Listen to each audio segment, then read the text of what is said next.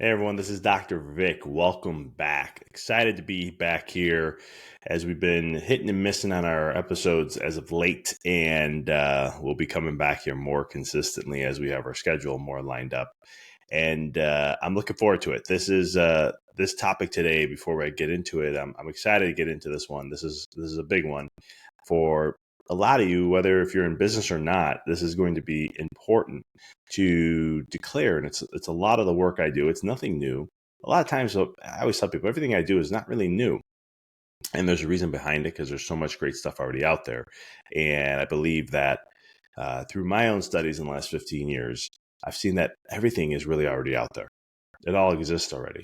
It's just, it's been said a different way, packaged a different way, presented a different way, and it makes it seem like it's new. But this one's not new, but it will be something impactful. I can promise you that. So make sure you stay tuned to the whole thing.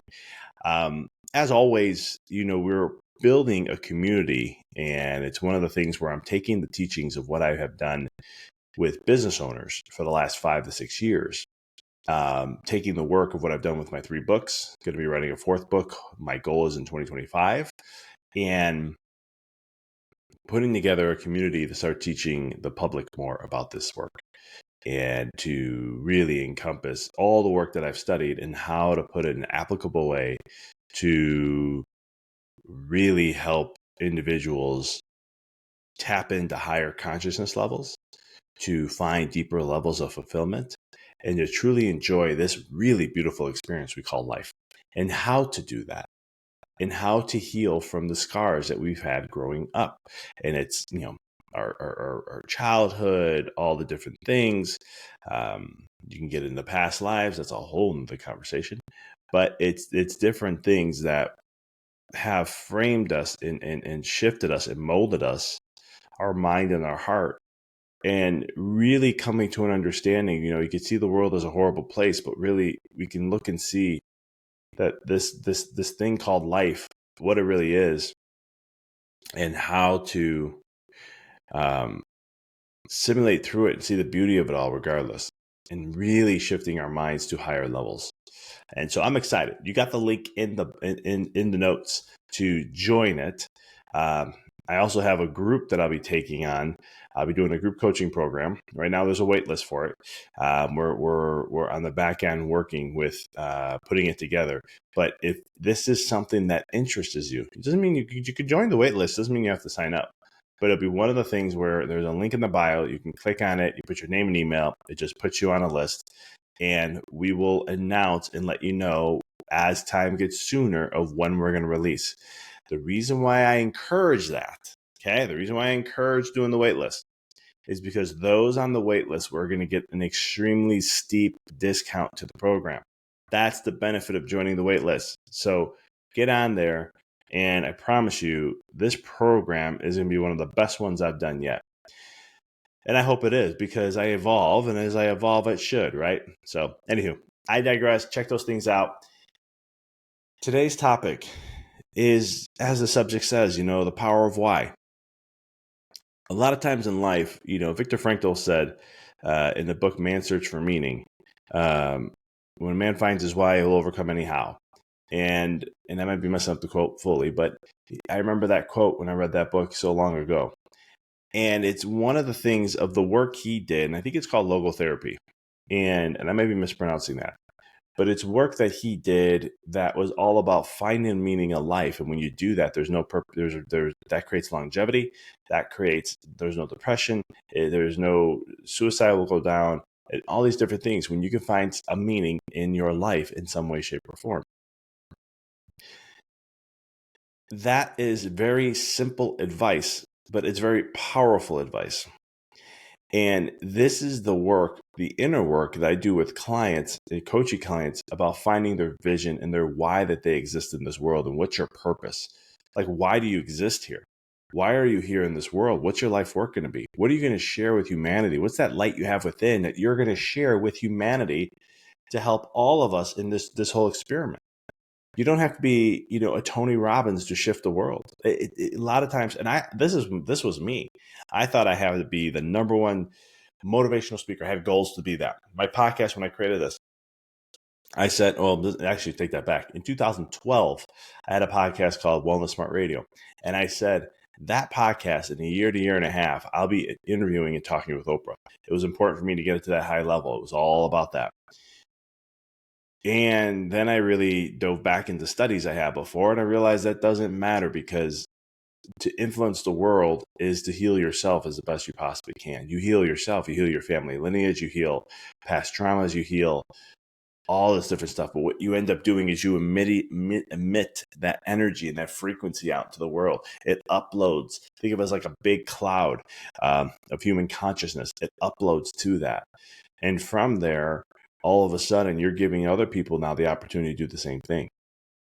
And so our actions and our thoughts and our emotions and our state of being is so powerful that it can help shift others.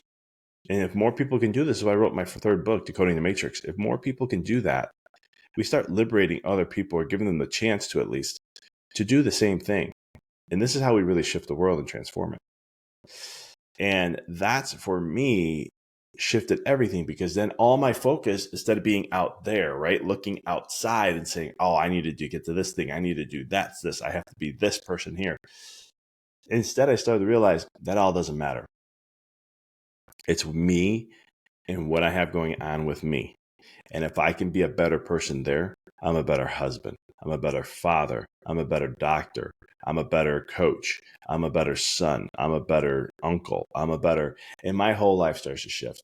And from there, we've all had a person in our life, just by who they were, that influenced you into a positive matter. We all have it. It doesn't matter where you came from, doesn't matter your upbringing is. That's something I've learned in life, that you will always have. And I call them, you can call them angels. I think it's just people that were designed to be there at a certain time in your life. But you will always have the support that you need. It is always there. I always have seen it in my life. I may not have seen it originally, but as I got older and started to notice that, there was always support. Support would always show up in the weirdest way, come out of nowhere sometimes. And even in my dark times that I had, there was always someone who was a beacon of light there for me, to remind me, not to help me get through it, which it did, not to any of those things, but really the essence of it is to help me remind me of my light that's within me. That's what these people, these beautiful angels do. So the power of why. My first question is going to be to you is, what is your why? Why do you exist in this world? Why do you do the things that you do? And what's the deeper meaning behind it? Like when I work with business owners, a lot of times they want to make more money. I want to make more money. I want to make this much money. I want to be doing these things. And they're very clear. It's always funny how business owners, when I work with them, they always have the clarity when it comes to how much money they want to make. But then when it comes to other things about their life, they just don't have the clarity there. And it's one of those things that clarity is going to block them. But it's getting to the whys on all these different things. Because if money is really the driver for someone, then that's not deep enough. That's very superficial. There's no substance there. You won't become successful. So I tell business owners, if you're saying, well, I just want to be happy, right? You're not going to get there. It's like the same thing. There's life is going to bring you moments of unhappiness. It's going to happen. It's the external world is very unpredictable. Moments of life are just unfolding all the time. It's our purpose and our goal to be making sure that we stay as centered as we possibly can through this journey. And one of the things is to anchor yourself, to anchor your why, that you always remind yourself of, this is why I do what I do. It's for a purpose. If you're a mom, you want to take care of your health. You do it because you want to be healthy and be there for your kids, to be as vibrant and best as you can, so you can live a long life with them and enjoy as many memories as you can. That's substance, right? If you're a business owner and you're like, man, what's my why? Well, hey, I do what I do because I want to create a legacy for my family, so that we can have the freedom to choose what to do and when to do, which means you want more time with your family. And that's your why. And so you're creating things, doing things, so you can develop more time for them. Clarity, you've got your why. Always remember that. And so it's a reason why with the different businesses I have, I have a rule that I only work a total of 3.5 days a week. And why, Doc, you're just starting a business. You got to crank away. You got to be putting on these things. No, I'm not. I had a very successful business working 14 and a half hours a week with a coaching business on top of that, which is only a few hours a week. And so I worked 17, 18 hours a week plus on the business here and there, but it never interfered with my family. And now that I have a daughter, oh, you better believe when I say everything is my family, everything is my family. And so I hold myself accountable to saying my time has to be at least half of what I do. I have to, actually, I take that back. Time with my family has to be more than how much I work. And if it isn't, then I'm lying. Because I hear people all the time say, "Oh, family's my number one thing," but they're gone half the time, most of the time. And hey, you got to do what you got to do in certain situations. I get that. Sacrifices have to happen sometimes. I get that. There's no judgment here. I'm just saying from a why perspective. But maybe it's like you're creating something now so you can do that later, right? You're creating something now so that you can have that more at a later time. I'm all for that. But that's your deeper purpose, right? Now you have a clear vision of why. But here's what happens, and I want to get into a little bit of some sciencey type stuff. But when you have, like Viktor Frankl said, it's a very powerful statement. When you have your why, it will overcome any how. When you have a clarity into your why of why you do what you do, your purpose, you hold it to a higher value, something that's in that high level of that value. All of a sudden, no matter what comes up, you'll be able to handle it. Right? It's like when I'm talking to someone who wants to get into a business and they're like, I don't know what to do. I said, find something that you can handle. You don't mind the problems that are going to show up. Just find them. Because if they're in business, there are going to be fires. There are things that are going to come up. It's just like life. There's no difference to it. And so it's the things that you can handle, that you don't mind, that you can deal with, because you just don't mind it. Because you're, and the reason why you don't mind it is because you don't put much energy into it. It's because your why is so passionate. It's like this. I do this because of this, and I'll just deal with that because of this. The why overcomes everything. It overcomes any challenge that you may have. And so it really gets critically clear to tap into that. And I can go way deeper into the substance and give you some cool science stuff and neuroscience and all the other stuff, but I want to keep this podcast episode today simple. And it's just really declaring. So if you're looking to, I'm going to use this in different variables, right? So in your relationship, why do you want to have a certain type of relationship? What does it mean to you? Like for me, my wife is my rock. And the unity that we have together and who we are and how we show up is not just for the world, but it's for us, supporting us as individuals, supporting us as souls on our journey and going through our experience and our transformation and the challenges that we have to go through and how we have to heal, and supporting one another. That's really critically important to me.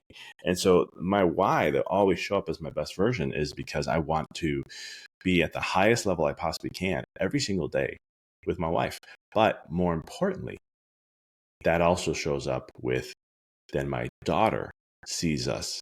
And so that when she gets older, she'll naturally attract a partner in her life that is going to be just that and then some. And that is my bigger reason of why. Like before, it was just that first part. Then I had a daughter, and I looked and I was like, "No, this got to go a whole nother level. I can't play at this level. I got to go higher." Because everything I do now isn't a showcase to her of what is acceptable. It's going to program and condition her to see what is that. And that's why it's a big why.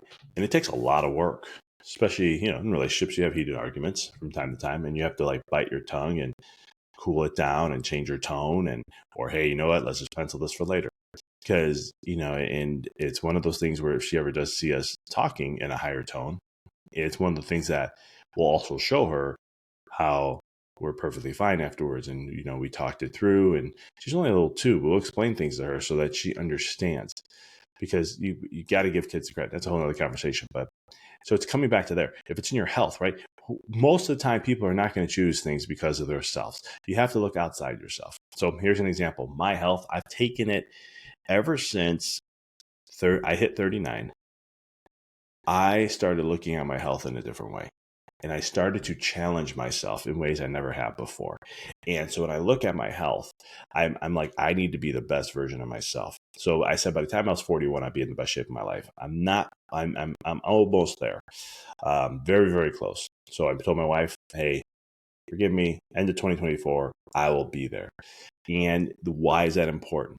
I want to be an older dad, right? My daughter, by the time she's 18, I'll be 56. By the time she's 30, I'm going to be 68. Okay. By the time she's 40, I'll be 78. By the time she's 50, I'll be 88. The thing is, I want to be with my daughter well into her 60s and 70s. And I know everything I need to do now to be the active person. I know my health challenges I got to work through. I know the weaknesses I have. I know the things I need to be. But my goal is to get in the best shape of my life and then maintain it from there. And that's my fuel. Even when days I'm like, I don't feel like working out. Man, I don't feel like doing this today. I'm a little tired today. I had a long day today. I'm a little mentally exhausted. We have those days. I have them. Everybody has them. I anchor back. So I'll explain what an anchor is in a minute to help you with this. But I'll anchor back and go, no, this is why I do what I do. If I cut this day, I lose a day. Let me do what I have to do. And I set a standard. So of what I need to do that. And it works. And I've been very committed on that. It's the same thing with my businesses, and the same thing when I said I declared in end of 2023. I have a chiropractic group of about 500 chiropractors that I just do have a Facebook group with, and it's one of the things where I challenge them to put out what is your most craziest and wildest goal that you think you could hit by the end of the year. And for me, I said that I would have 2 practice locations at the end of the year, even though I'm only barely starting with 1 in January. And lofty, crazy goal.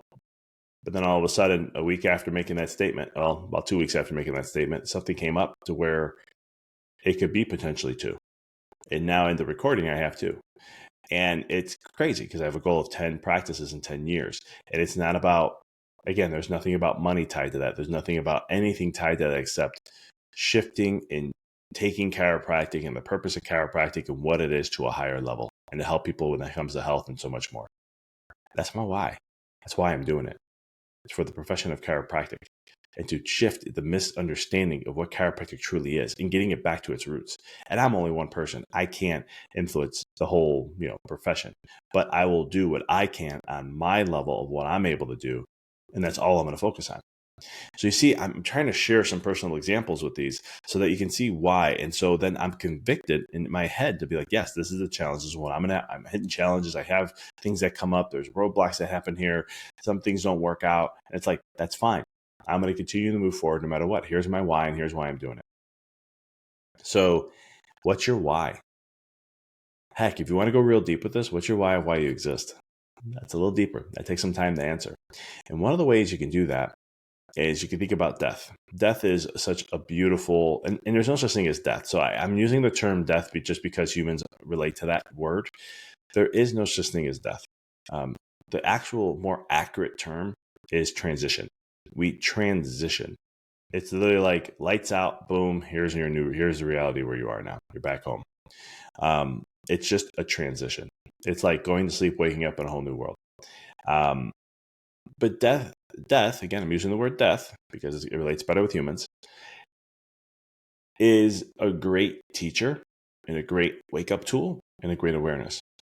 I really believe, and this was my experience, and I've seen it in others, when you accept death or transitioning, there will come a day of that, and you really hone in that in your mind and keep it in your mind, because I think we take life for granted.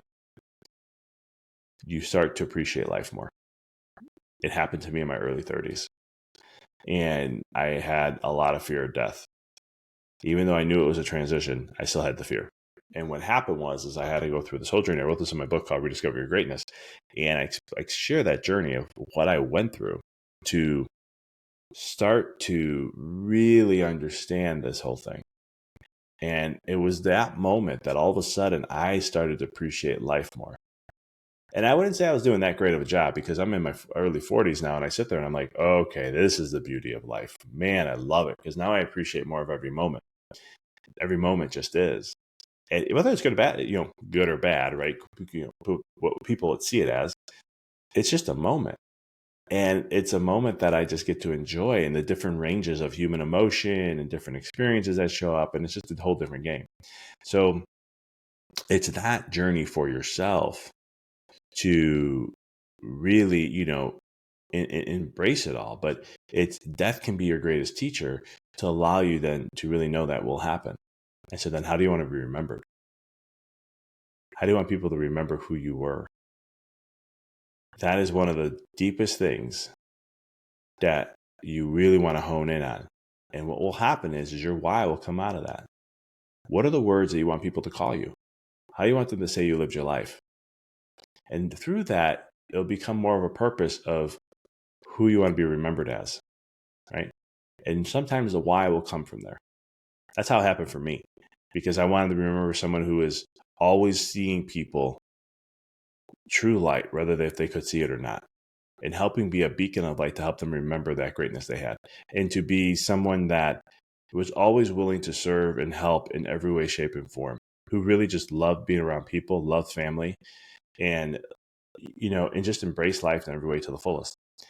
And when I say those things, then I was like, well, then what's my purpose and why I exist? Well, let me see. I want to help you be a light to people, this and that. So then I was like, wait a minute. Consciousness. Consciousness is who we really are at the end of the day. And so I'm like, if I can help individuals raise their consciousness levels to help them remember the greatness of who they are, which is the light that you have within you, that sounds like a really good purpose for me. And that's where I found my vision statement to be as clean and as crisp and as clear as I say it. But every time you do something in your life, you want to ask those questions of, why is this important to me? Why? What's my why? Because when you get clear on the why, there's something in hypnosis that they do called an anchor.